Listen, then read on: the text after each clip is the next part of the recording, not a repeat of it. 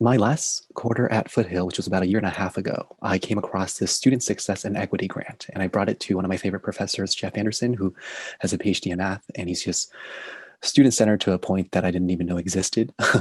My work experience is in hospitality, so a bunch of restaurants, a bunch of event planning. But what I realized is in education, the opportunity for transformative service is vastly immense compared to in hospitality. Oftentimes it's quite transactional.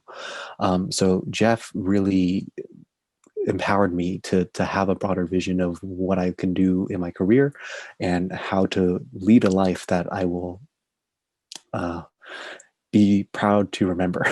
So when I came across the grant, I spoke to him. He had a project called Conquering College, which is all about the explicit study skills professors assume that students should have a firm grasp of, whether it's scheduling, whether it's setting goals, creating a lecture note system, going into office hours.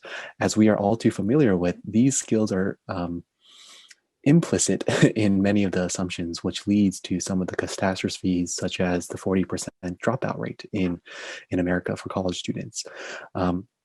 At San Jose State, about 85% of first-gen college students take longer than 6 years to graduate with an undergraduate. So the data proves these assumptions to be damaging.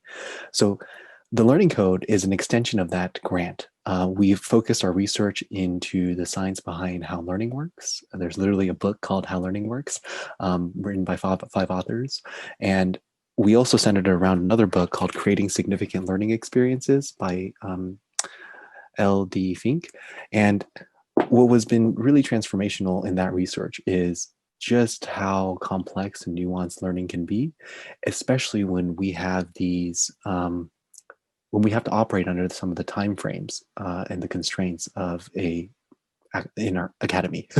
So more on the learning code a little bit later, but in essence, we are trying to develop a library that is really driven by professors and student narratives to have a broader view of what learning is and like what are the explicit practices students can use so that they realize when they're rewriting their lecture notes, it actually falls under a larger principle, which is like myelinating our synapses and the neurons firing in our brains so that when we recall them, we can have stronger concept images and mental maps.